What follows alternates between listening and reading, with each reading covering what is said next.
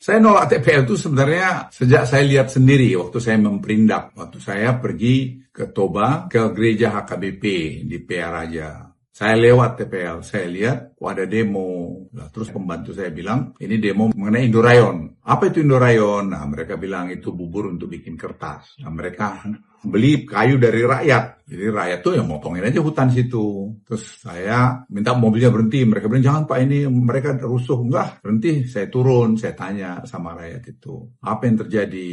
Ini merusak lingkungan Pak. Air ke Danau Toba juga. Terus kemudian bau juga. Kemudian potongan kayu juga dan sebagainya. Jadi Anda bayangin tahun 2001 saja, 2001 saja, rakyat itu sudah paham mengenai lingkungan. Nah, waktu zamannya Gus Dur, itu saya usulkan langsung setelah pulang dari situ. Jadi kita suspend aja, kita tutup aja. Waktu itu banyaklah rame bahwa ekonomi juga tidak baik, sehingga waktu itu sempat, kalau saya nggak keliru, itu ditutup sementara. Tapi perjalanan waktu itu dibuka lagi karena lobbynya itu luar biasa. Sehingga bukalah itu. Dan situlah menurut saya pemotongan kayu. Kalau diurut nanti, foto satelit kan bisa dilihat. Betapa zaman itu sebenarnya kerusakan yang paling besar hutan di Tapanuli adalah karena TPL ini, Indorayon ini. Jadi saya waktu menghadap Presiden, saya laporkan kepada beliau bahwa menurut saya Pak Presiden, karena sekarang Bapak sudah memerintahkan untuk membuat genome sequencing dan menjadi seeding industry, pabrik bibit untuk hortikultura di humbang hasil hutan, ya sekalian aja Pak di relinquish tanahnya TPL itu, sehingga petani bisa kerja di sana, rakyat. Jadi menurut saya nggak ada gunanya itu lagi Toba Pulp di situ. Udah Toba Pulp itu sudah cukup itu.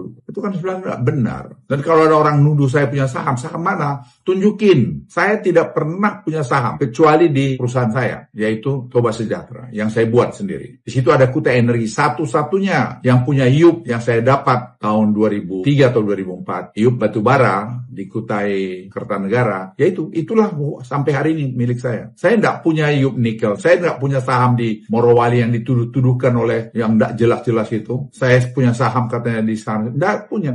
Tunjukin, bawa kemari. Saya maaf agak jengkel ini karena menurut saya udah menyangkut dignity, menyangkut harga diri. Saya nggak ada, saya tidak pernah mau memiliki saham-saham IUP nikel yang semua di bawah kekuasaan saya waktu saya jadi Menko Marves. Saya nggak mau.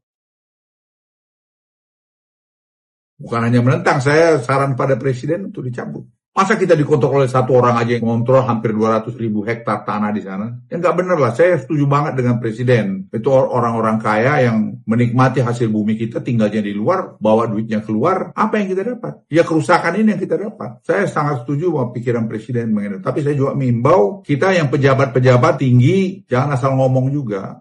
Pakai data. Ada nggak datanya? Baru ngomong. Jangan asal nuduh. Tidak elok itu, asal nuduh itu. Saya kampungan itu.